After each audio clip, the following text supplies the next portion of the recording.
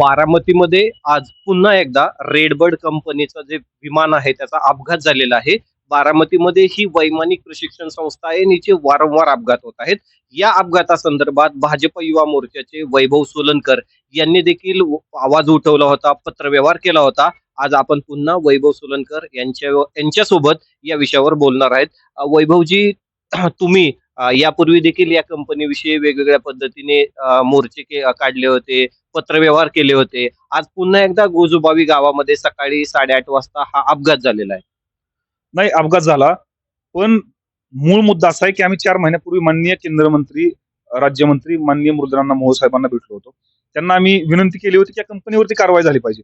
त्याच्यानंतर लगेच 8 दिवसामध्ये पुन्हा दुसरा अपघात रेडबर्ड झाला. तक्रार केल्यानंतर आणि परत त्याच्यावर त्या कंपनीवरती बंदी आली होती. बराच काळ त्यांचं उड्डाणही रोखलं गेलं होतं, प्रशिक्षणही थांबवलं गेलं होतं. पण पुन्हा ते प्रशिक्षण सुरू झालं आणि आज पुन्हा अपघात झाला. ज्या ठिकाणी अपघात झाला ते एका शेतामध्ये झाला, तर एक 100 मीटरवरती एक आजी काम करत होत्या. म्हणजे अतिशय दुर्दैवी आहे. या कंपनीला लोकांच्या जीवाशी खेळायचं आहे. तिथं एमआयडीसी परिसरामध्ये हजारो कामगार काम करतात आणि हे सगळं करत असताना, वारंवार घटना घडत असताना याची गंभीर दखल घेतली पाहिजे.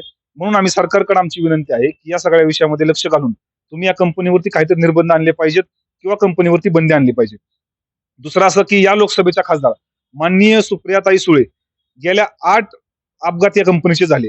याच्यावरती चकार शब्द बोलत नाहीत. आज सकाळी आम्ही फार वाट पाहिली. त्यांचं ट्विटर कदाचित आज बंद आहे काय अशी परिस्थिती निर्माण झाली. तर कुठल्याही प्रकारे या विषयामध्ये बोलत नाहीत. मग ही कंपनी माननीय सुप्रिया सुळेंच्या वरदहस्ताने चालते का? अशी लोकांमध्ये चर्चा व्हायला लागली आहे. रोहित पवारांच्या वरदहस्ताने चालते का? लोकांमध्ये चर्चा व्हायला लागली आहे. तुमची काय याच्यानंतरची भूमिका आहे आणि आता पुन्हा एकदा अपघात झालेला आहे? नाही, आम्ही लवकरच माननीय मुख्यमंत्री महोदयांना भेटून या सगळ्या विषयामध्ये त्यांना लक्ष घालण्याची विनंती आम्ही करणार आहोत. कारण हजारो कामगार त्या भागामध्ये काम करतात. ज्या गावामध्ये विमान पडलं, गोजूबावी गावामध्ये, तेच वारंवार विमानाचे अपघात होत आहेत आणि तिथल्या लोकांमध्ये भयावह परिस्थिती निर्माण झाली. शेतीमध्ये लोक काम करत असतात. तिथे सगळा शेतकरी वर्ग राहतो आणि त्याच्यामुळे या कंपनीवरती काहीतरी निर्बंध आणले पाहिजे. कारण वारंवार अपघात घडणं हे पुढे धोक्याची इशारा आहे आपल्याला. तुम्हाला काय वाटतं, यापूर्वी एकदा ही कंपनी बंद करण्याच्या परिस्थितीत आणली होती, पत्रव्यवहार देखील झालते, पण पुन्हा ही कंपनी पूर्ववत आहे अशी चालली होती? नाही, याच्यावरती कोणाचा राजकीय वरद असते हे पहिले तपासणं आवश्यक आहे. कारण कंपनीवरती आतापर्यंत 8-9 अपघात गंभीर स्वरूपाचे होणे, म्हणजे हा गंभीर अपघात आहे. हा कारण तिथे एमआयडीसी आहे, तिथे हजारो कामगार काम करतात. उद्या एखाद्या कंपनीवरती विमान पडलं, एखादी दुर्घटना मोठी घडली, त्याला जबाबदार कोण? म्हणजे कंपनी जीवाशी खेळते, याला नेमका वरद असतं कोणाचा आहे? याच्यावरती खरं तर सरकारनं काम केलं पाहिजे असं मला वाटतं.